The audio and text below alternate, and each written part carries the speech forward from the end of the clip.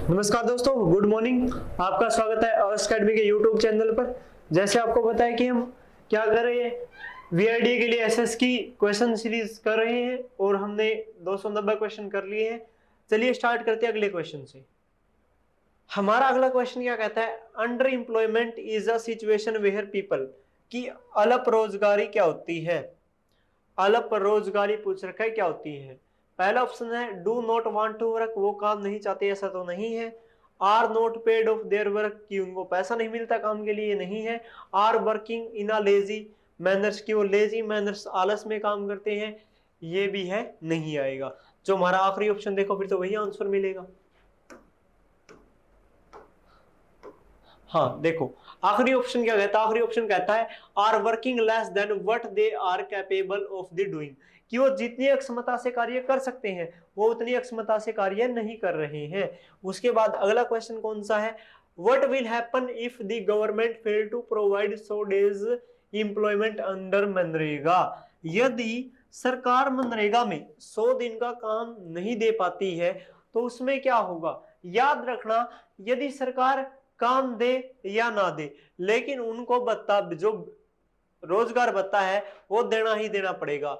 Employment all allowances, employment allowances will be given, कि उनको पैसे तो दिए जाएंगे चाहे काम सरकार दे या ना दे। उसके बाद अगला क्वेश्चन है, at the initial stages of development which one of the following sector was the most important. इसका मतलब है कि जब बिल्कुल शुरुआत होती है विकास के लिए तो हम कौन से सेक्टर के ऊपर निर्भर होते हैं, कौन सा सेक्टर इंपॉर्टेंट होता है, तो कौन सा होता है बिल्कुल शुरुआत में, प्राइमरी सेक्टर। बिल्कुल शुरुआत में कौन सा होगा, प्राइमरी सेक्टर होगा भाई। उसके बाद अगला क्वेश्चन है, which of the following sector contribute highest in the GDP in India, Bharat की जीडीपी में सबसे ज्यादा योगदान कौन से सेक्टर का है, तो किसका है, टर्सरी सेक्टर का। किसका है, टर्सरी सेक्टर का। टर्सरी सेक्टर का दूसरा नाम सर्विस सेक्टर, और सेकेंडरी सेक्टर का दूसरा नाम मैन्युफैक्चरिंग सेक्टर। और इसी मैन्युफैक्चरिंग सेक्टर को हिंदी में क्या कहा जाता है, विनिर्माण क्षेत्र। क्या कहा जाता है, विनिर्माण क्षेत्र। और इसको क्या कहा जाता है, सेवा क्षेत्र। पिछली बार ये दोनों क्वेश्चन पूछे हुए थे भाई वीएलडीए में, ठीक है। उसके बाद यदि हम अगले क्वेश्चन की बात करें, अगला क्वेश्चन क्या कहता है, which one of the following pairs is correctly match, इनमें से देखना है कि कौन सा करेक्टली मैच है। प्राइमरी सेक्टर फ्लावर कल्टीवेटर, बिल्कुल सही है। प्राइमरी सेक्टर में क्या आएगा, फ्लावर कल्टीवेटर आएगा, तो हमारा पहला आंसर ही बिल्कुल ठीक हो जाएगा क्योंकि मैच पूछ रखा है। सेकेंडरी में मिल्क दे रखा है, नहीं भाई मिल्क तो प्राइमरी में आता है। उसके बाद टर्सरी में फिशरमैन दे रखा है, नहीं भाई प्राइमरी में आता है, फिशिंग प्राइमरी में आता है। मैन्युफैक्चरिंग में दे रखा है गार्डनर, नहीं सर प्राइमरी में आता है। तो हमारा आंसर क्या हो जाएगा, ए इज द करेक्ट आंसर। उसके बाद अगला क्वेश्चन है, which of the following is the feature of unorganised sector. देखो दो तरह के सेक्टर होते हैं, एक ऑर्गेनाइज सेक्टर होता है, एक अनऑर्गेनाइज सेक्टर होता है। ऑर्गेनाइज सेक्टर क्या है कि मान लो कोई भी कंपनी है, कोई भी हॉस्पिटल है, ठीक है, कोई भी एकेडमी है, कोई भी स्कूल है, वो क्या होता है, रजिस्टर्ड होता है। जैसे आप स्कूलों से देख लो, जैसे स्कूल मान्यता प्राप्त होते हैं, एचबीएसई से मान्यता प्राप्त हो, सीबीएसई से मान्यता प्राप्त हो, आईसीएसई से मान्यता प्राप्त हो, ठीक है, इस प्रकार से हॉस्पिटल मान्यता प्राप्त होते हैं। अब मान लो वो किसी न कहीं से मान्यता प्राप्त है, रजिस्टर्ड है कहीं पर, तो उनको क्या करना होगा, तो उनको स्कूल वाले सारे रूल और रेगुलेशन फॉलो करने होंगे। यानी कि वो कौन से सेक्टर हैं, ऑर्गेनाइज है। कौन से हैं, ऑर्गेनाइज। अनऑर्गेनाइज सेक्टर कौन सा है, जो कहीं पर भी रजिस्टर्ड नहीं होता, वहां पर रूल और रेगुलेशन फॉलो ही नहीं किए जाते। जैसे हम क्या करके ले, अब मान लो कोई एक फैक्ट्री है, एक फैक्ट्री में कोई मजदूर काम करता है, वो फैक्ट्री किसमें है, एक्ट में अथॉरिटी मिली हुई है उसको, तभी तो फैक्ट्री चल रही है। और उसमें जो वर्कर काम करेंगे उनको सिक्योरिटी मिलेगी, ठीक है, उनको टाइम पे पैसा मिलेगा, तो वो कौन सा हो जाएगा, ऑर्गेनाइज। लेकिन जब हम दिहाड़ी मजदूर लेके आते हैं, वो तो हम कहीं पर रजिस्टर्ड थोड़े होते हैं। जो दिहाड़ी मजदूर है वो किस में आएंगे, वो तो अनऑर्गेनाइज में आएंगे, क्योंकि वो कहीं ना कहीं पे रजिस्टर्ड नहीं है। इसमें अनऑर्गेनाइज पूछ रखा है, अनऑर्गेनाइज में रूल तो फॉलो ही नहीं होंगे।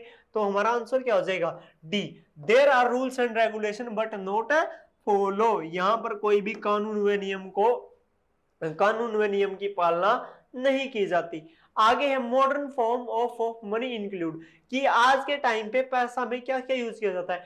Gold coins, copper coins, paper notes, coin and bank deposit. Answer क्या आ जाएगा, paper note, coins and bank deposit. आज के टाइम पे हम पैसे के रूप में ये तीनों चीजें ही यूज करते हैं। उसके बाद अगला क्वेश्चन कौन सा है, in India dash issue currency notes on behalf of the central government. Bharat में पैसा कौन जारी करता है, भारत में मुद्रा कौन जारी करता है सरकार की तरफ से, तो कौन करता है, आरबीआई करता है भाई। कौन करता है, आरबीआई। आरबीआई की फुल फॉर्म क्या है, Reserve Bank of India. Reserve Bank of India.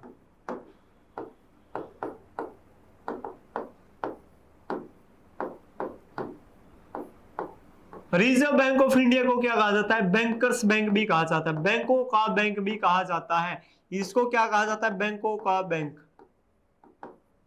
बैंकों का बैंक किसके लिए कहा जाता है, क्योंकि जो रिजर्व बैंक है वो सभी बैंकों के लिए क्या बनाता है, रूल रेगुलेशन बनाता है, इसलिए इसको बैंकों का बैंक भी कहा जाता है। यदि इसका हेडक्वार्टर पूछ ले तो कहां पर है, मुंबई में। यदि पूछ ले कि आरबीआई के एट प्रेजेंट में गवर्नर कौन है, संजय मल्होत्रा। कौन है, संजय मल्होत्रा। यदि आपसे क्वेश्चन पूछा जाए कि नोट के नीचे किसका साइन होता है, तो आरबीआई गवर्नर का साइन होता है भाई, ठीक है। ये था अपना आरबीआई के बारे में। अगला है dash is an asset that the borrows owns and use this is guarantee to the lenders until the loan is repaid। देखो मैं आपको सीधी सी भाषा में, आसान भाषा में समझाना चाहता हूं क्या है। यदि आप बैंक से लोन लेने जाओगे तो ये तो है नहीं कि आपको जाते ही बैंक लोन दे देगा। वो क्या कहेगा कि यदि आपने पैसा नहीं जमा किया तो एक बार में से पैसा ले गए, लेकिन वापस भी तो देना होगा। तो उसके लिए आप क्या करो, उसके लिए आप कोई गारंटर लेके आओ या किसी चीज को गिरवी रखो। वो कौन सा होता है, कोलैटरल। वो क्या होता है, कोलैटरल। आपको बैंक तभी लोन देगा जब आप कोई गारंटर लेके जाओगे या कुछ ना कुछ गिरवी रखोगे, उसी को क्या कहा जाता है, कोलैटरल कहा जाता है भाई। उसके बाद अगला है which of the following is formal source of credit. इनमें से लोन का औपचारिक क्षेत्र कौन सा है। फॉर्मल सेक्टर कौन कौन से होता है लोन के, एक तो होता है कोऑपरेटिव बैंक, सहकारी बैंक, सहकारी बैंक। एक होते हैं कौन सा, कमर्शियल बैंक। कमर्शियल बैंक, वाणिज्यिक बैंक जिन्हें कहा जाता है, क्या कहा जाता है, वाणिज्यिक बैंक। ये क्या होते हैं, फॉर्मल। फॉर्मल इनफॉर्मल दो सेक्टर होते हैं बैंक से लोन लेने के। लोन लेने के, ऋण लेने के कितने सेक्टर होते हैं, दो, फॉर्मल और इनफॉर्मल।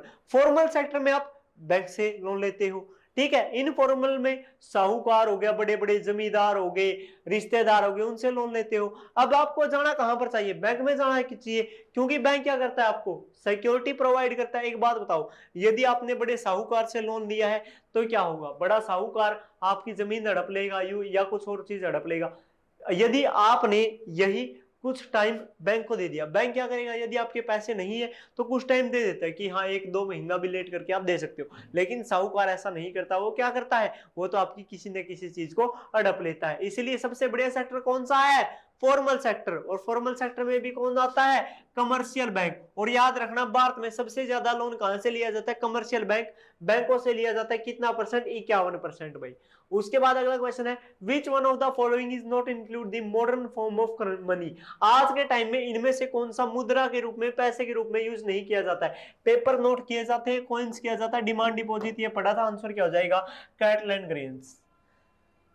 आंसर क्या हो जाएगा, C is the correct answer. उसके बाद अगला क्वेश्चन है anything which is generally accepted by the peoples in exchange of goods and services called. कि यदि हम आज के टाइम पे वस्तु और सेवा, कोई भी वस्तु खरीदते हैं या कोई भी सेवा प्राप्त करते हैं तो हम बदले में क्या देते हैं, मनी, पैसा। पैसे के बदले ही हमें क्या मिलता है, वस्तु और सेवा मिलती है। आंसर क्या हो जाएगा, ए इज द करेक्ट आंसर। उसके बाद अगला question term of credit do not include. इनमें से क्रेडिट जब हम ऋण चुकाते हैं तो उनमें से क्या नहीं होता, चेक नहीं होता भाई, क्या नहीं होता, चेक नहीं होता। तो आंसर क्या हो जाएगा, C is the correct answer. अगला क्वेश्चन है, bank do not give loans, bank किसको लोन नहीं देता, पूछ रखा है बैंक किसको लोन नहीं देता, टू स्मॉल फार्मर देता है भाई, मार्जिन फैमिली को भी देता है, टू इंडस्ट्री उद्योगपति को भी देता है। किसको नहीं देता, जिसके पास अपनी कोलैटरल नहीं है और डॉक्यूमेंट नहीं है, उसको बैंक कभी भी लोन नहीं देता। तो हमारा आंसर क्या हो जाएगा, D is the correct answer. क्या हो जाएगा, डी। जिसके पास कागज पूरे नहीं है या किसी के पास गारंटर नहीं है या कुछ गिरवी रखने के लिए नहीं है तो उसको बैंक लोन नहीं देता है भाई।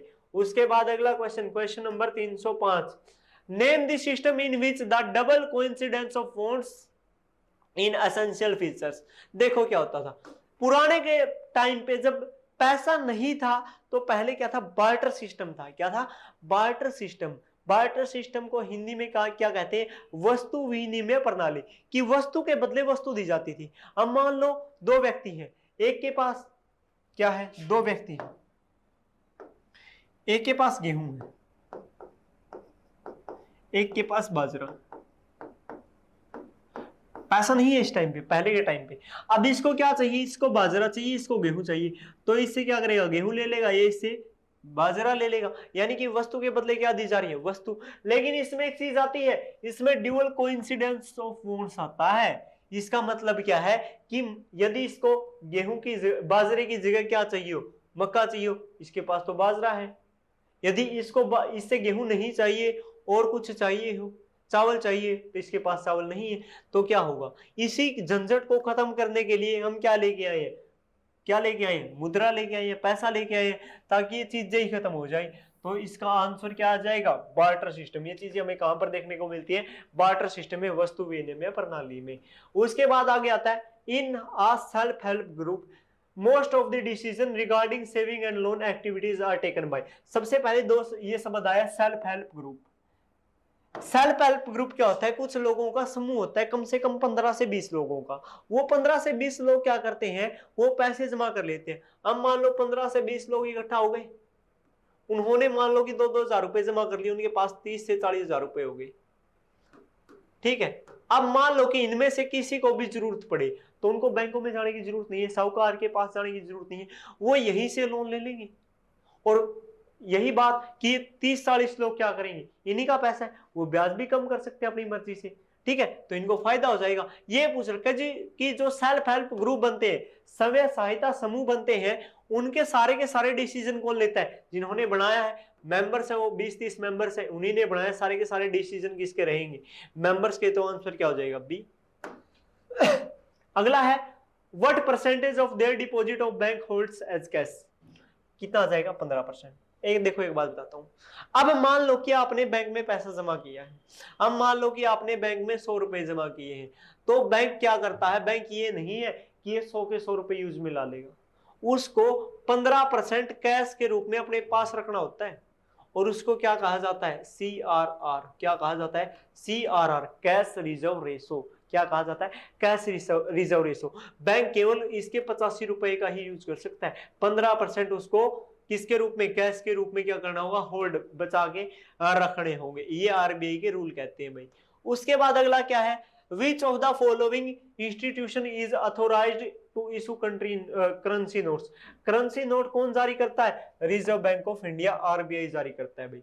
उसके बाद अगला क्वेश्चन है, which of the following term is not including against loans. Loans में इसमें कौन सी चीज नहीं आती, इंटरेस्ट रेट भी आता है, कोलेटरल भी आता है, डॉक्यूमेंट भी आता है, कौन सा नहीं आता, लैंडर्स लैंड नहीं आता भाई। तो आंसर क्या हो जाएगा, D is the correct answer. उसके बाद अगला क्वेश्चन है, which of the following option provide assured payment.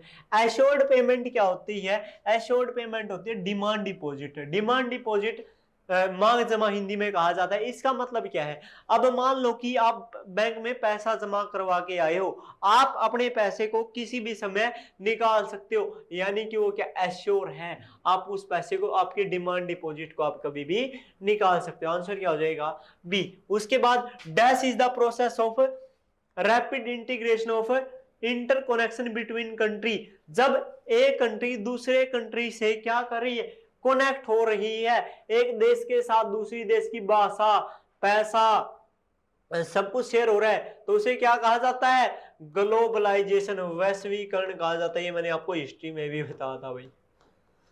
उसको क्या कहा जाएगा, वैश्वीकरण। अगला क्वेश्चन, क्वेश्चन नंबर 312 आगे है, dash has stimulated the globalisation process, कि ग्लोबलाइजेशन, वैश्वीकरण को बढ़ावा देने का काम इनमें से ज्यादा कौन कर रहा है, तो आज के टाइम पे वैश्वीकरण का बढ़ावा कौन दे रहा है, टेक्नोलॉजी, तकनीक के कारण आज के टाइम पे वैश्वीकरण बढ़ रहा है। अगला क्वेश्चन है, which of the following is a feature of trade barrier, trade barrier के इसमें से फीचर्स कौन कौन से हैं भाई। देखो सबसे पहले है, government can use trade barrier to regulate foreign trade, बिल्कुल सही है। अब मान लो भारत की सरकार है, भारत की सरकार चाहे तो किसी भी बाहर से आने वाली वस्तु के ऊपर बैरियर, बैरियर क्या होता है, कर होता है, टैक्स लगा सकती है। Government can use it decide what kind of goods and how much etch, ये भी बात सही है कि अपनी भारत की सरकार बता सकती है कि चीन से हमारे यहाँ पर कितना सामान आएगा, ठीक है। WTO एनकरेज ट्रेड बैरियर, नहीं भाई, WTO किसको नहीं बताता, बैरियर नहीं लगाता, बल्कि ये तो कर को कम करने की बात करता है। जिसमें तीसरा वो काट दो, ऑल ऑफ दी नहीं आएगा, इसमें तीसरा ये नहीं आएगा, ये नहीं आएगा, तो आंसर क्या हो जाएगा, ये हमारा क्या हो जाएगा, करेक्ट आंसर हो जाएगा भाई। उसके बाद हमारा क्वेश्चन नंबर 314 क्या कहता है, removing barriers and restriction set up by the government is known as, कि सरकार ने कर जो भी कर थे वो हटा दिए, रेस्ट्रिक्शन जो भी नियंत्रण थे वो सारे हटा दिए, उसको क्या कहा जाएगा, उसको लिबरलाइजेशन कहा जाता है, उदारीकरण कहा जाता है। क्या कहा जाता है, उदारीकरण। जब सरकार अपने नियंत्रण को कम कर दे, सरकार अपने नियंत्रण को क्या कर दे, कम कर दे, और बाधाओं को हटा दे, टैक्स को कम कर दे, उसे लिबरलाइजेशन कहा जाता है। अगला question, which of the following is an features of MNC, MNC multinational company कौन सी होती है, ऐसी कंपनी जिनकी ब्रांच बहुत सारे देशों में है। Company owns or control production is more than one nation, कि वह कंट्री एक से ज्यादा देशों में उत्पादन करती है। आगे है, the goods and services produce globally, कि वो पूरे विश्व में गुड्स और सर्विसेज बनाती है। आंसर क्या हो जाएगा, C is a correct answer. उसके बाद, which among the following is a far reaching changes in the policy made by India 1991, 1991 के बाद भारत में क्या था, 1991 के बाद भारत में 3 रिफॉर्म आए थे। एलपीजी रिफॉर्म कब आए हैं, 1991 में। Liberalisation, privatisation, globalisation. लिबरलाइजेशन का मतलब मैंने बता दिया कि सरकार बैरियर को कम कर रही है, रेस्ट्रिक्शन को कम कर रही है। और प्राइवेट का मतलब कि सरकार बहुत सारी चीजों को प्राइवेट। ग्लोबलाइजेशन, हम बाहर से व्यापार करना हमने स्टार्ट कर दिया, ये चीज 1991 के बाद हुई है। पहला ऑप्शन देखो, removing barrier and restriction set up by the government which is known as liberalisation, यही मैंने आपको बताया था। आंसर क्या हो जाएगा, 316 का ए। उसके बाद अगला क्वेश्चन देखते हैं भाई। अगला क्वेश्चन है, entry of MNC in a domestic market any pro harmful for, कि यदि बाहर की कंपनी भारत में आती है, कहीं पे भी आती है, अब मान लो कि कोई भी बाहर की कंपनी है भारत में आएगी, तो हमारे के लिए क्या हार्मफुल हो सकता है, किसके लिए हो सकता है, ऑल स्मॉल स्केल प्रोड्यूसर। जो हमारे यहाँ पर, अब मान लो कि कोई खाने की कंपनी, बाहर की कंपनी भारत में आ गई है, लेकिन जो भारत की छोटे छोटे खाना बनाने वाले हैं, उनका तो धंधा खत्म कर देगी, उनका तो काम ही नहीं रहेगा, तो आंसर क्या हो जाएगा, उनके लिए हार्मफुल हो सकती है भाई। अगला क्वेश्चन है question number 318, special economic zone are being set up attract, ये क्या पूछ रखा है कि यदि बाहर से कंपनी आती है, बाहर से कंपनी आती है तो वो क्या लेके आती है, बाहर का पैसा लेके आएगी, तो क्या हो जाएगा, फॉरेन इन्वेस्टमेंट, की वो बाहर से पैसा लेके आ रही है।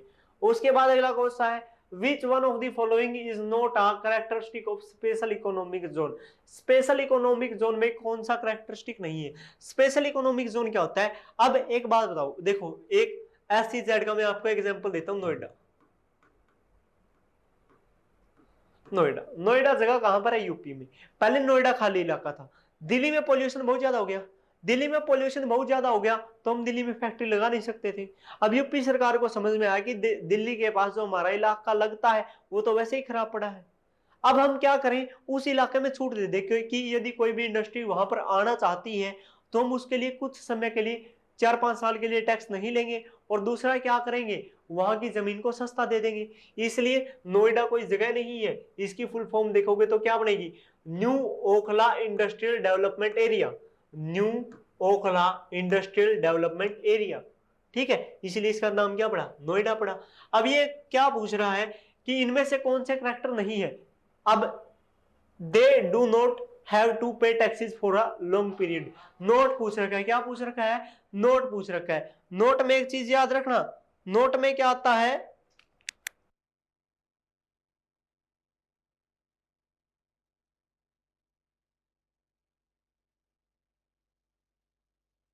देखो क्या पूछ रखा है, नोट पूछ रखा है। देखो इनको टैक्स में छूट तो दी जाती है, लेकिन 4 से 5 साल के लिए दी जाती है, बहुत लंबे समय के लिए नहीं दी जाती। आंसर क्या हो जाएगा हमारा, A is the correct answer. उसके बाद आगे क्या आता है, which of the following was the main aim of the WTO, WTO का मेन एम क्या है, to liberalise national international trade, कि अंतरराष्ट्रीय व्यापार को बढ़ावा देना। और WTO world trade organisation mainly काम क्या करता है, डब्ल्यूटीओ कब बना था, 1995 में। इसका मुख्यालय कहां पर है, जिनेवा स्विट्जरलैंड में। कहां पर है, जिनेवा स्विट्जरलैंड में। ये क्या करता है, इंटरनेशनल ट्रेड को प्रमोट करने का काम करता है, अंतरराष्ट्रीय क्या नाम है, व्यापार को बढ़ावा देने का काम करता है। और व्यापार में जो भी बाधाएं आ रही है उन बाधाओं को कम करने का काम करता है भाई। ये हमारे कितने क्वेश्चन कर लिया आज हमने, 30 क्वेश्चन कर लिए। क्वेश्चन नंबर 320 तक हमारे पूरे हो गए। अब हमारे 80 क्वेश्चन रहते हैं हम आने वाले 1 से 2 दिनों में उनको क्या कर देंगे, पूरा कर देंगे। यदि आपको किसी भी प्रकार का कोई भी डाउट इन क्वेश्चन में आता है तो आप कमेंट करके जरूर बता देना भाई। बाकी हम कल की क्लास करेंगे, आगे मिलेंगे कल को। थैंक यू क्लास, जय हिंद जय भारत।